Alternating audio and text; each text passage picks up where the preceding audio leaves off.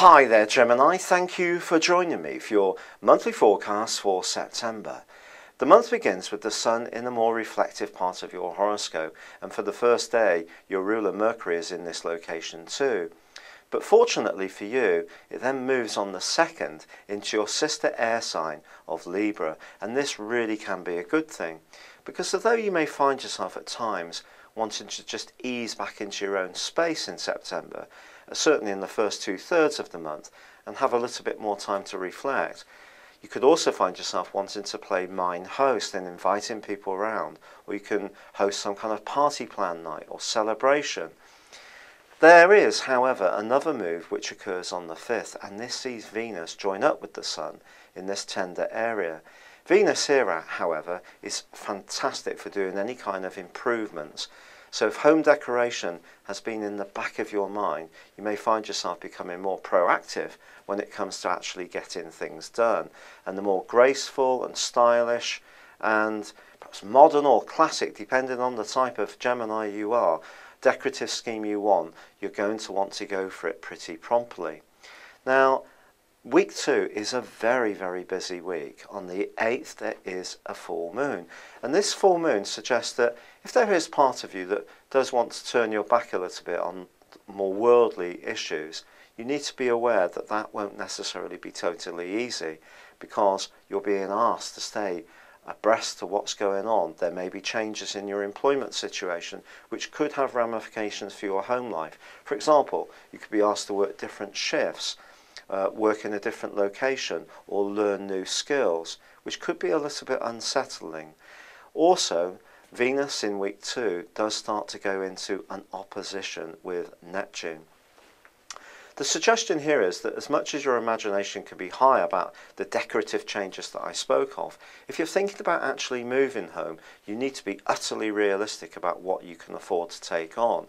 If you do start to get visions in your mind about roses around the door and your perfect abode, you could end up splashing out more than you can realistically afford. So think about other elements of your life which will need feeding and nurturing too. However, I can't deny there is an absolutely amazing link between Mercury and Jupiter in week 2, and then also between Jupiter and Uranus.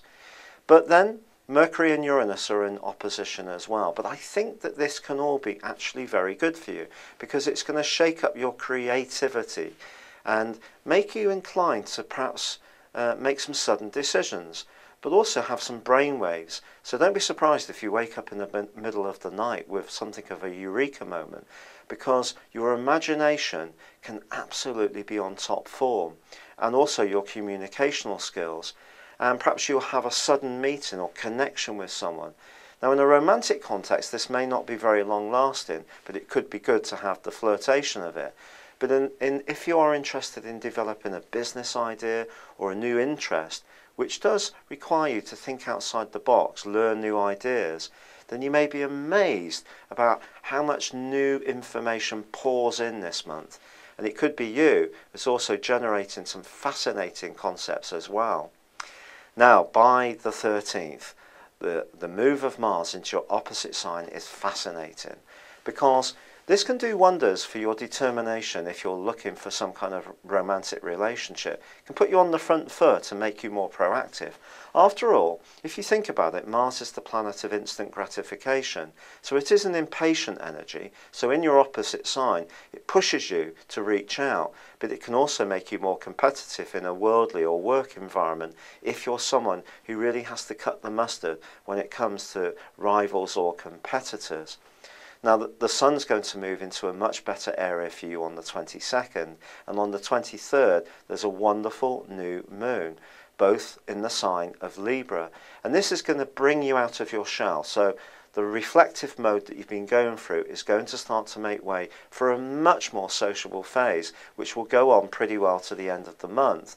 It's true that Venus does remain a little bit tender, so just be conscious of that. But your ruler is going to be moving again, and this is just before the end of the month, and for you it's going to be getting a little bit more practical, but that doesn't mean to say it's not a good thing, because it can help you to grapple with the detail of anything fascinating that you're pursuing.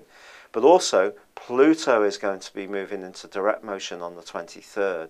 And I think from long-term financial planning viewpoint, or the things you share with others, or anything to do with property, if you have really felt up against it, things can just become a little bit more availing to what you want. It's been a real pleasure being with you. Thank you for joining me. Good luck and goodbye for now.